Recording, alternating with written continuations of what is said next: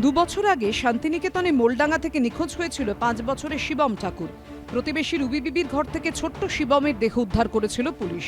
পুলিশের বিরুদ্ধে গাফিলতির অভিযোগে বিক্ষোভে উত্তাল হয়েছিল এলাকা। 2 বছর পর মোলডাঙ্গা থেকে নিখোঁজ শেখ নবী নামে 23 বছরের এক যুবক। পরিবার সূত্রে খবর, 25শে ফেব্রুয়ারি থেকে নিখোঁজ শেখ নবী। প্রথমে বাড়ির ছেলে নিজে থেকেই ফিরে আসবে বলে ভেবেছিলেন পরিবারের লোকেরা।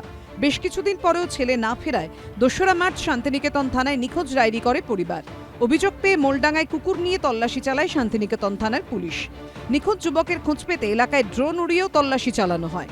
শিবমের মতো শেখ নবীর নিখোঁজের নেপথ্যেও এক প্রতিবেশীর হাত রয়েছে বলে অভিযোগ তাঁর পরিবারের। 23শে ফেব্রুয়ারি প্রতিবেশী শেখ হাসুর বাড়িতে থেকে টোটোর ব্যাটারি চুরি হয় বলে অভিযোগ। নবী ব্যাটারি চুরি করেছেন বলে অভিযোগ করেন শেখ হাসু।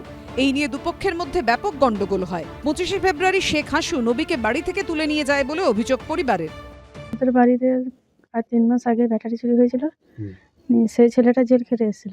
সেই ছেলেটা কারো নামটাম করেনি। এবার সে জেল খেটে চলে এলো, কোনো ইয়ে হলো না। 3 মাস পর মানে আমার ছেলেকে আবার বলছে নাকি যে তুই শুধু ছিলিস, তুই চুরি করেছিস, তুই আমাদের সাথে চল।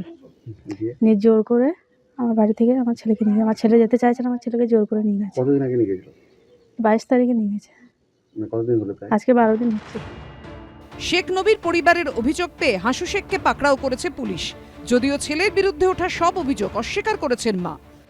আমাদের বাড়িতে প্রথমত ওই ছেলেটা ব্যাটারি চুরি করে, এবারে হাসু জেনে যায়, জানতে পারে, তার জন্য ধরে ঝগড়া করতে গেছে। কিন্তু আমি জানি না যে ধরে ঝগড়া করতে গেছে, ওর মাও কিন্তু আমাকে বলতেছে নাই কেমন। এবারে বুধবার নাগাদ ঝামেলাটা করেছে, আর হাসু কিন্তু শনিবারে ওকে ধরে পুলিশ নিয়ে গেছে মাছ বাজার থেকে।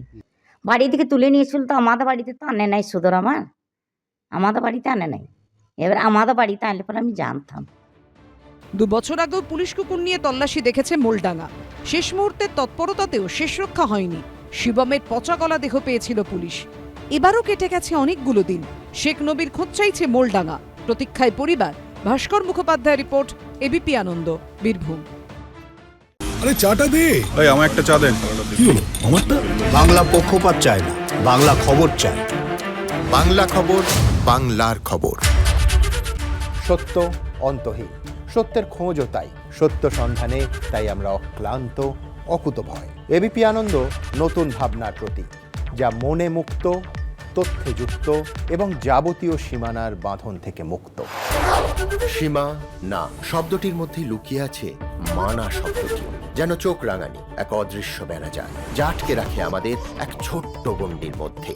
একমাত্র সঠিক খবরই গড়ে তুলবে এক মুক্ত সমাজ। সেই জগৎ গড়ার লক্ষ্যে কোনো সীমানার ঠুকুটি আমরা মানব না। এবিপি আনন্দ এগিয়ে থাকে, এগিয়ে রাখে।